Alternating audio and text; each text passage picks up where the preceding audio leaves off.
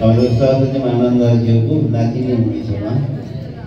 माया तिमीलाई एकदम बधाई छ। माता भगवतीले आशीर्वाद दिउन्।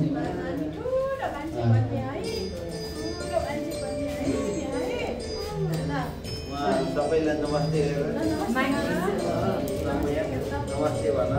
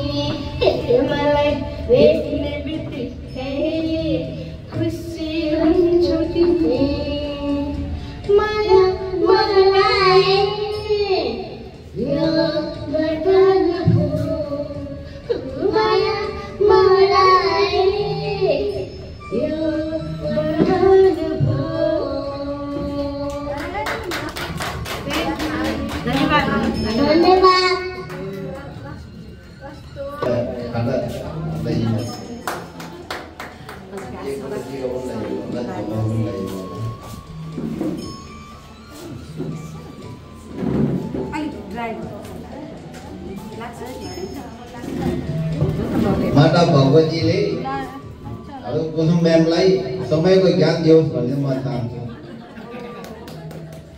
उहाँलाई यो एउटा ज्ञान दियो भने मेरो जीवन सफल हुन्छ होला। भए पनि नहुने नभए पनि नहुने ए समयमा कहिल्यै नभए। अब यति भन्दै म आफ्नो माइक हस्तान्तरण रोसेलाई गर्ने। धन्यवाद। सांगीतिक क्षेत्रमा उहाँको आशीर्वाद त सधैँ सबैलाई छँदैछ। अब नेवा सांगीतिक क्षेत्रमा चाहिँ आशीर्वाद चाहियो।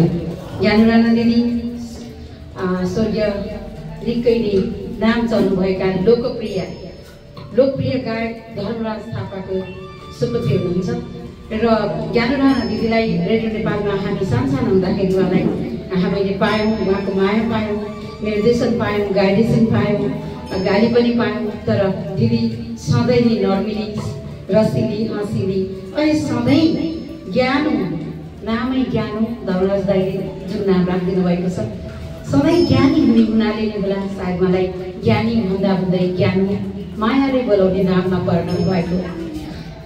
उहाँले काजै जुन सुमधुर गीतहरूमा आवाज दिनुभएको छ, त्यो गीतहरूको सम्झना सधैँको लागि नेपाली साङ्गीतिक इतिहासमा त रहि नै रहन्छ।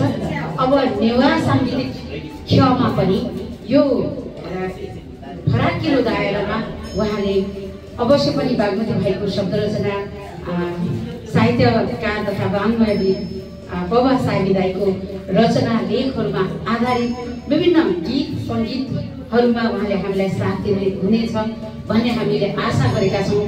दिदीको स्वस्थताको लागि, आयु आरोग्यताको लागि, उहाँको उत्तरोत्तर प्रगति, उन्नति र सबै सन्तोषजनक जीवन रहिरहोस् भन्न चाहन्छौँ। सन्तोषम परम सुखम भनेर खुसी दान, आनन्द दान, यो सबैभन्दा राम्रो दान। यो दान दिन सक्ने अब को त भन्दा सरस्वती माताको साधकहरू, कलाकार नै हो।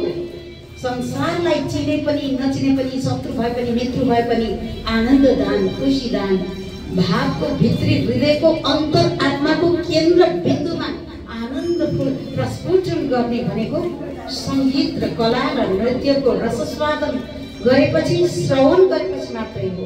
त्यो भनेको कि त गायक गायिकाले दिन सक्छ, कि त नर्तक नृत्याङ्गनाले दिन सक्छ, कि त भक्तिले दिन सक्छ, कि त भगवानको प्रादुर्भाव र आशीर्वादले मात्र मन आनन्द हुन सक्छ।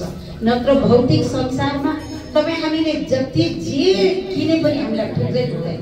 आज एउटा किन्यो भोलि फेरि अर्को डिजाइनको लुगाहरू अर्को डिजाइनको वस्तुहरू हामीले प्राप्त गरिदिइरहेका हुन्छौँ, तर मन सन्तोष कहिल्यै पनि हुँदैन। यो मन सन्तोष हुँदैन, पैसाको समस्या परि नै रहेको हुन्छ र पनि हाम्रो मन सन्तोष हुँदैन। यदि मन सन्तोष भइदिएको भए हामीले जेनजीको आन्दोलनलाई यति धेरै ठुलो होइन, नेपालकी आर्जु देउवा प्रथम प्रधानमन्त्रीकी श्रीमतीले मन सन्तोष गरिदिएको भए सायद अस्तिको त्यत्रो घटनाको शिकार हुन पर्थ्यो होला त, पर्दैन थियो। त्यसैले सन्तोष नै हामीले सन्तोषले नै हामीलाई सुख मात्र दिँदैन, आनन्द मात्र दिँदैन, हामीलाई त्यसले विभिन्न आपतकालीन घटना दुर्घटना दुःखबाट पनि बचाउँछ। आज देउवाले 4 लाख कोटी एउटा पेस्टको त आफ्नै घरभित्र राखेको हुन्छ। मेरो त बुवाले दिएको उपहार राणाहरूको सन्तान दिदीमणि राणा होइन, राणा परिवारकै बुहारी हुनुहुन्छ। पेस्तोल त उहाँको लागि के पनि थिएन, तर पनि शक्तिको अगाडि रुद्र उग्र शक्तिको अगाडि घरमा भएको पेस्तोल पनि एउटा जित्न नपाएको हो कि नसम्झेको हो कि या त्यो भिडन्त किन गर्ने भनेर उहाँलाई त्यो बिर्साएको हो कि समयको अभिव्यक्ति समयको सम्बोधको हो। तर समयको शिकार हामी हुनुभन्दा अगाडि सङ्गीतको चाहिँ शिकार भएर सङ्गीतबाट चाहिँ सबैलाई हामीले आनन्द दिलाउने शक्तिदायनी रूपिणीको रूपमा ज्ञानु राणाजीलाई हजुर त सबै अब खाँदै हुन्छ, ताली त भएन, सबैले ज्ञानु राणाजीको जयकार लगाइदिनु। ज्ञानु राणा दिदीको जय, ज्ञानु राणा दिदीको जय। मेरो मनको बहलाई खहर खोला झरे झै आँखाको गहलाई यो मेरो मायालाई। यो गीत दिदीको धेरै हिट गीत जुन बेला म 8 कक्षा 9 कक्षा पढ्दै थिएँ, यो गीतमा मैले स्कुलमा नाचेको मलाई याद आउँछ। म त्यतिखेर फर्स्ट पनि भएको थिएँ अनि नोटबुक र मसी राखेर लेख्ने फाउन्टेन पेन चाहिँ फर्स्ट हुनेर दिने गर्दथे, अरूले चाहिँ डट्नु र सानो 1 रुपियाँ जाने कापी दिन्थ्यो। मैले चाहिँ नोटबुक पाएको थिएँ अनि साथीहरू पनि त्यतिखेर जलेको थियो, मलाई त्यो याद छ। आउँछ बिहानी रात आउँछ बिहानी रात यहाँ जो बोकेर जान्छ सम्झै मायालाई दिलै खोलेर कति बस्छ माया तिमीलाई एक्लै कुरेर यो मेरो मायालाई। पहिला त मेरो हाइको पानी जस्तो नानुको बाक्समा किनारालाई छोडेर भाग्ने लहरेको बानी जस्तो। यहाँ समक्ष दिदीको अनुरोधको यो आयुर्वेदन अनि सफलता खुसी सधैँ हिम्मत दिइरहोस्। आफ्नो जिउ भाँचिएको बेलामा पनि प्रोग्राम गर्छु भनेर भन्नुहुन्छ, आउँछ है बाबुआले धेरै धेरै शुभकामना र हाम्रो शुभलक्ष्मी जो साङ्गीतिक क्षेत्रमा हामी सँगसँगै हिँड्छौँ भनेर बलिएर अगाडि बढ्नु भएको छ।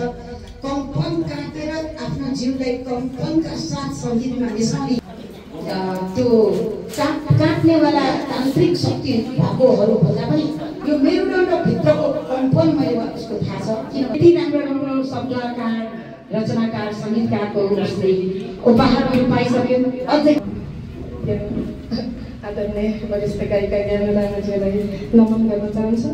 त्यसपछि आदरणीय पवार साहनीज्यू लगायत सरस्वती हाम्रो आदरणीय सरस्वतीले शिवमाया अनि आदरणीय बागमती भाइ सबैलाई नमन गर्दै उपस्थित सम्पूर्ण महानुभावहरूलाई पनि नमस्कार भन्दै म एउटा प्रेमको एउटा कथा छ भन्ने उहाँ रचनाकार बागमती भाइको रचनामा हो यो गीत।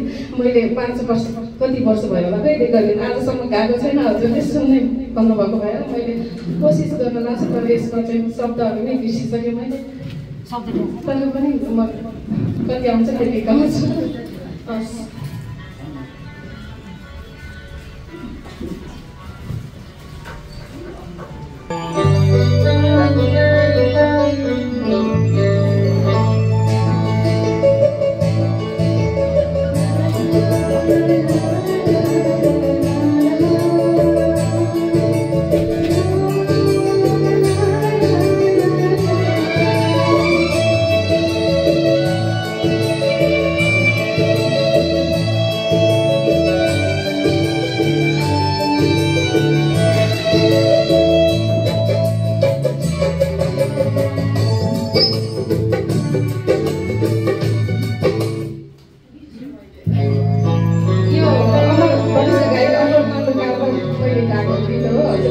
संगीत हो।